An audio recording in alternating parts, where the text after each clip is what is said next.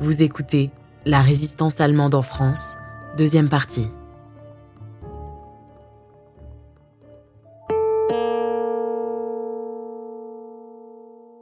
Un jour, par mon contact avec le chef des francs-tireurs et partisans français, les FTPF, j'ai appris qu'un déserteur, soi-disant un Allemand d'origine alsacienne, était avec eux depuis quelques semaines. On m'a dit qu'il serait bien qu'il se joigne à moi pour travailler avec moi, puisqu'il parlait allemand.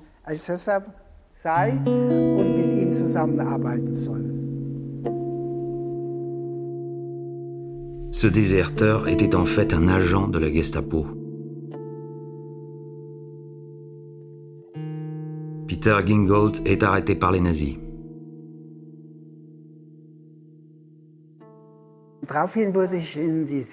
J'ai été alors ramené dans la cellule, une cellule individuelle. Ils m'ont enchaîné sur un lit de fer. J'avais les mains attachées par une chaîne à la tête du lit, les pieds attachés, et ils ne me détachaient que pour les besoins naturels et lorsqu'ils me donnaient à manger. Sinon, mes pieds et mes mains sont tout le temps restés attachés. C'était sûrement de leur part une précaution visant à m'empêcher de me suicider. Car après un autre interrogatoire, on m'a dit, et c'est là que j'ai compris pourquoi le général avait voulu me parler, que je devais être le chef de tout le mouvement de résistance. Je n'ai jamais ni démenti ni confirmé. Je les ai simplement laissés croire cela. Je ne disais rien.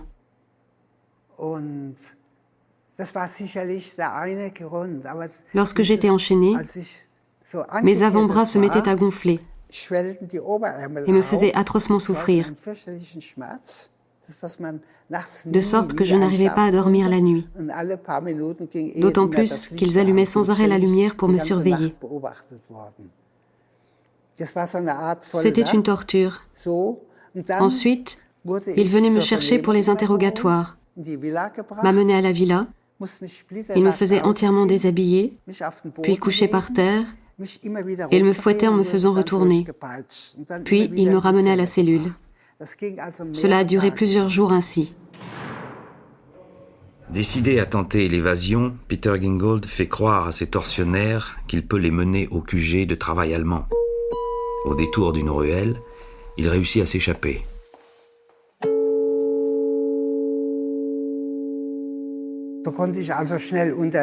J'ai pu rapidement me cacher et j'ai repris contact avec mon organisation. Ils ont vérifié que mon évasion était véridique.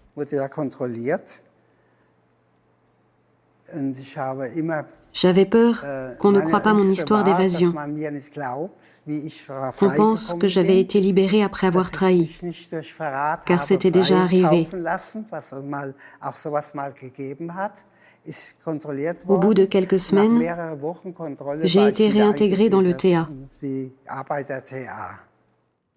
À Toulouse, les attaques de train et les détournements de convois par les maquisards sont en constante augmentation. La Gestapo traque l'informateur jusque dans ses propres rangs. J'avais 19 ans et 20 ans. Léo Gerhardt, ancien résistant de travail allemand. Certainement, je n'ai pas toujours été aussi prudent qu'il aurait fallu l'être. J'étais très impatient. C'était déjà en 1943, le mois de mai, et j'ai réussi à me faire engager comme interprète à une commandanture importante à Toulouse, dans le sud-ouest de la France, la commandanture des transports, qui réglait tous les transports de la Wehrmacht dans le sud-ouest de la France. Évidemment, c'était des informations très précieuses pour la résistance.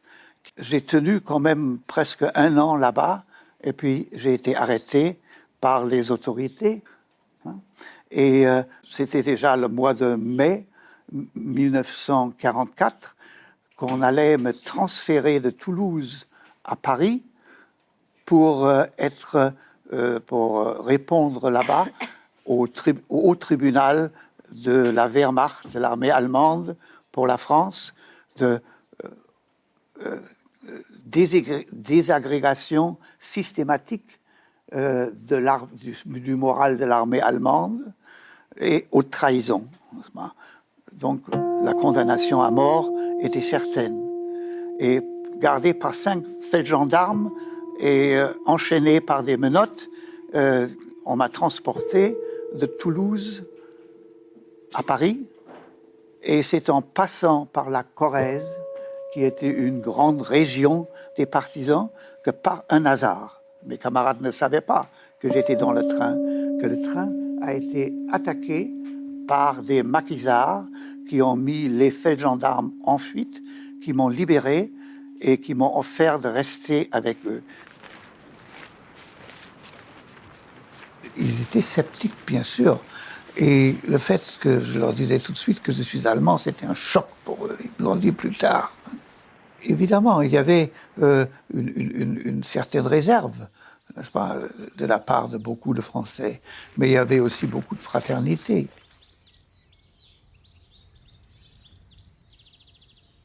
Je venais de l'enfer de la détention chez les nazis, et quelques heures après, j'étais dans la fraternité des francs-tireurs et partisans de la Corrèze.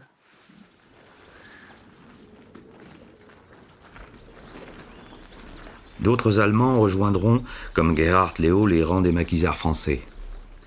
Au lieu-dit La Parade, en Lozère, on commémore chaque année le 28 mai 1944, jour noir, où les résistants du maquis Bir-Hakeim, dénoncés par le préfet, furent massacrés par l'armée nazie à la ferme de la Borie.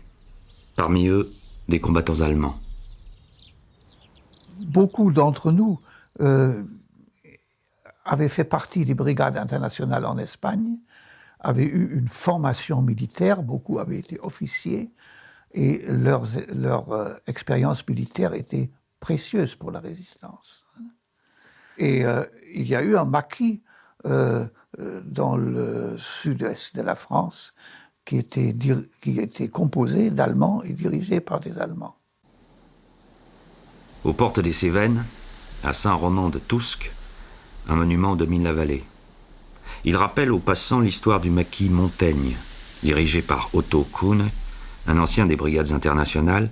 Ce maquis, composé essentiellement d'Allemands, était parfaitement intégré dans l'organisation de la résistance française.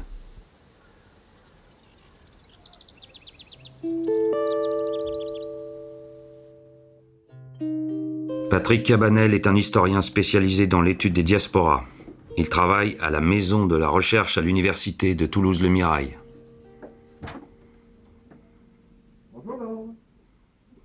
Les Cévennes, à l'époque, sont encore une région qui est démographiquement pleine. Les maisons sont ouvertes. L'agriculture fonctionne bien. Il y a donc des possibilités physiques d'accueillir pas mal de réfugiés.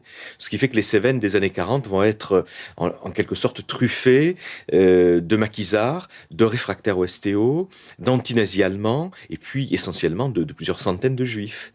Et pour ce qui est de ces militants antinazis allemands, ils vont être très vite accueillis par les structures clandestines, et ils vont donc entrer les armes à la main dans les maquis communistes ou proches du Parti communiste, les classiques maquis FTP. La seule différence, c'est qu'il y aura dans les Cévennes, je dirais, un maquis relié au FTP, mais authentiquement constitué d'antinazis allemands, parfaitement intégré dans l'organigramme de la résistance communiste et, je dirais, resté célèbre parce que ils ont participé au combat de la libération à Alès. Et la phrase qui est restée célèbre, c'est de dire que les Allemands, avec les résistants français, avaient vaincu les Boches. Septembre 1944. Les maquisards de Lozère entrent dans Nîmes. Dans leur rang marchent 2 Allemands, Martin Kalb et Ernst Buzow. Pour ce qui est des antinazis allemands, je crois que là, c'est plutôt effectivement les réseaux communistes qui sont importants. C'est-à-dire que les Cévennes des années 40 sont à la fois une région très protestante et aussi une région très communiste. Il y a d'ailleurs un lien, ça peut paraître étonnant, mais c'est l'époque où les protestants cévenols sont des militants et des électeurs du Parti communiste français. Et là, c'est le réseau communiste qui accueille les antinazis, dont beaucoup sont des communistes allemands.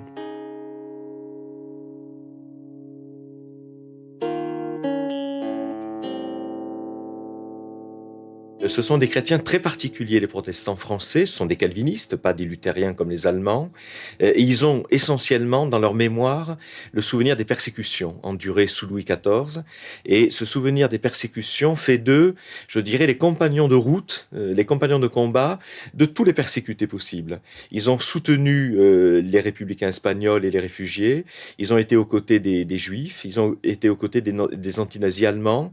Je dirais que autant que des chrétiens, ce sont des huguenots, c'est-à-dire des gens qui ont dans leur mémoire le fait minoritaire, la persécution de Louis XIV, et qui vibrent lorsque les Juifs sont persécutés par Hitler ou par le maréchal Pétain. Ils vibrent de la même manière. Ils confondent quasiment l'histoire des Juifs et leur propre histoire, qui est celle de huguenots persécutés. Ce qui les rassemble entre communistes et chrétiens, c'est sans doute pas ni Marx ni la Bible, mais c'est le passé de résistance, de minorité, de persécution, entre le combat des communistes persécutés par Vichy et le combat des huguenots persécutés par Louis XIV. Eux, à l'époque, voient précisément la communauté de combat, ce que j'appelais dans un livre les affinités électives entre minorités.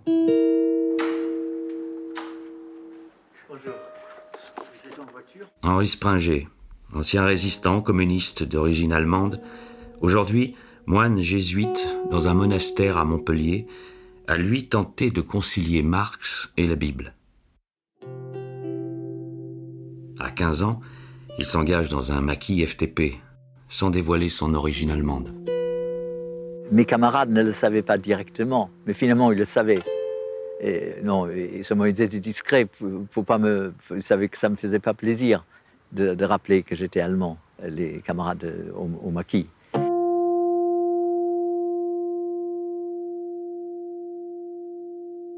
Il y avait aussi pas mal de jeunes protestants dans le maquis. Les protestants, un peu comme dans les Cévennes, vous voyez, qui étaient très, finalement, eux, assez facilement orientés vers la résistance et par là aussi vers la gauche. Pourquoi les protestants ?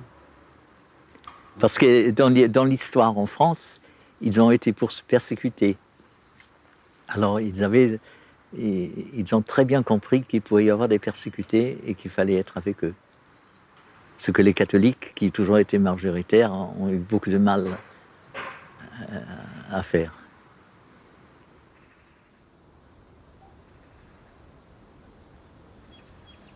Certainement, ce que j'ai vécu comme dureté, quand même, à 18 ans, être prise dans des affaires de vie et de mort, et dans d'autres cas aussi. Enfin, ça a certainement joué petit à petit pour m'inviter à avoir une vie qui puisse aider à trouver une certaine conscience de la justice dans la société. C'est différent de l'idéal communiste, mais je pense que quand on voit la résistance en Allemagne même, on voit très bien que les uns ont eu le courage de s'opposer à Hitler et de donner leur vie parce que leur conscience avait été éveillée par la religion, et d'autres parce qu'ils avaient l'idéal communiste. Alors je pense que là, il y a un parallélisme, enfin finalement, qu'indirectement j'ai vécu. Chrétiens ou communistes, pour les nazis, pas de différence. Les résistants de travail allemands sont tous des traîtres à la patrie et à ce titre méritent un châtiment exemplaire. Bien sûr qu'ils nous considéraient comme des traîtres, et beaucoup de nos camarades nous avons eu en tout 127 morts dans ce travail. Beaucoup de camarades ont disparu tout simplement après leur arrestation. C'est-à-dire ils sont morts pendant la torture. Et nous savions que c'est le sort qui nous attendait. Et d'autres ont été condamnés à mort. Très peu ont survécu de ceux qui ont été arrêtés dans le travail du TA. Mais ça, nous le trouvions tout à fait normal que les nazis nous considèrent comme des ennemis, comme leurs ennemis, les ennemis dangereux pour eux. Tous ces Allemands qui ont lutté contre le nazisme ont un rêve en commun, celui d'un monde meilleur. La France est libérée, le nazisme est enfin écrasé. Un jour nouveau va-t-il se lever ? Nous croyions qu'après la guerre, il y aurait une Allemagne indépendante, anti-nazie et démocratique. Ernst Melis, ancien interné dans un camp de réfugiés allemands et participant à la création de Travail allemand.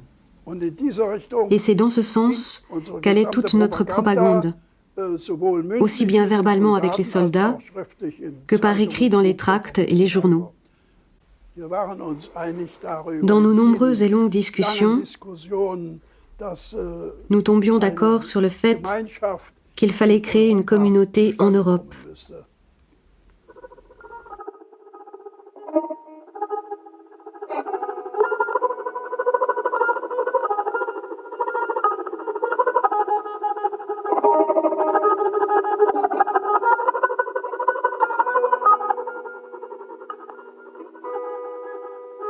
Nous avions tous cet espoir qu'après la chute du nazisme, il y aurait un monde meilleur, plus juste que celui que nous avions connu, un monde pacifique où les gens se respecteraient, etc. Tout ne s'est pas réalisé de cette façon-là, mais quand même, cette idée a fait son progrès après la chute du nazisme. Après la guerre, Berlin se partage en deux blocs, comme le reste du monde. Capitaliste d'un côté, communiste de l'autre. C'est la guerre froide. La plupart des résistants de Travail allemand se retrouvent du côté communiste. Dans le bloc capitaliste, on n'entendra plus parler d'eux. Un voile tombe. L'histoire s'écrira sans eux. Dans les années 80 et 90, après la chute du mur de Berlin et la marche en avant de l'Europe, les résistants de Travail allemand ne sont toujours pas invités dans les grandes commémorations. Le Premier ministre en France, à ce moment-là, avait déjà invité, n'est-ce pas, avait déjà préparé les invitations pour une vingtaine des survivants allemands de la résistance en France. Et nous étions prévenus de cela par nos camarades, n'est-ce pas? Et nous étions d'accord de venir. Et c'est à ce moment-là que M. Kohl est intervenu, qui a été informé de cela, bien sûr, par le gouvernement français. Il y avait des relations très étroites entre les deux gouvernements. Il est intervenu, il a dit non, il vaut mieux ne pas inviter ces gens-là, ce sont des communistes. Moi, je vous amènerai au 14 juillet, je vous amènerai des représentants de la résistance allemande. Mais il n'a pas trouvé un seul représentant de la résistance allemande.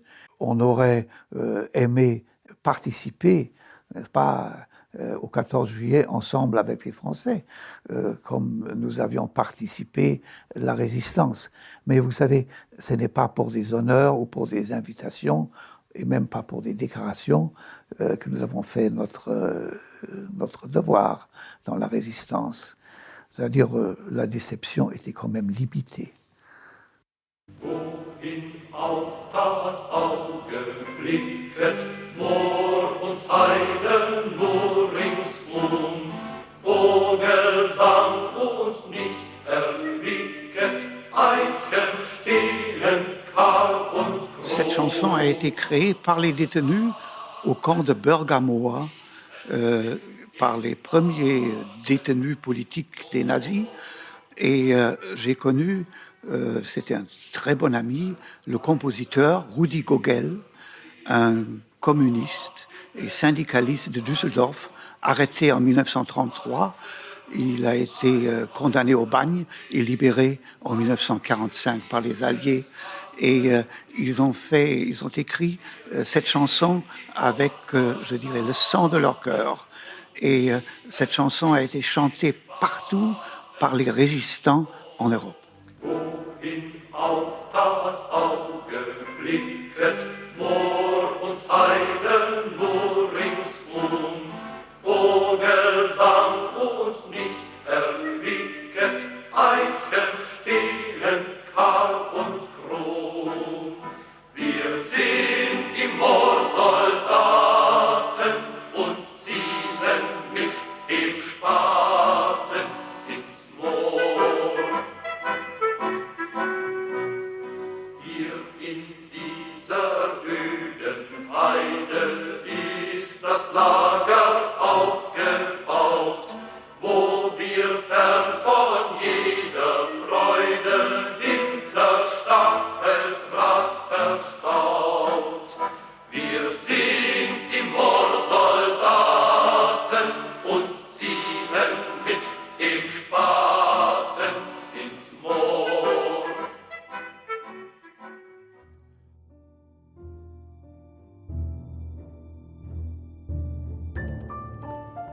Vous venez d'écouter La résistance allemande en France. Si vous avez aimé ce podcast, vous pouvez vous abonner sur votre plateforme de podcast préférée et suivre Initial Studio sur les réseaux sociaux. La résistance allemande en France est un podcast coproduit par Initial Studio et TGA Productions, adapté du documentaire éponyme. Il a été réalisé par Jean-Pierre Vedel. Production exécutive du podcast, Initial Studio. Production éditoriale, Sarah Koskiewicz et Astrid Verdun, assistée de Cypriane Ligère. Montage, Johanna Lalonde, avec la voix d'Alix Martineau.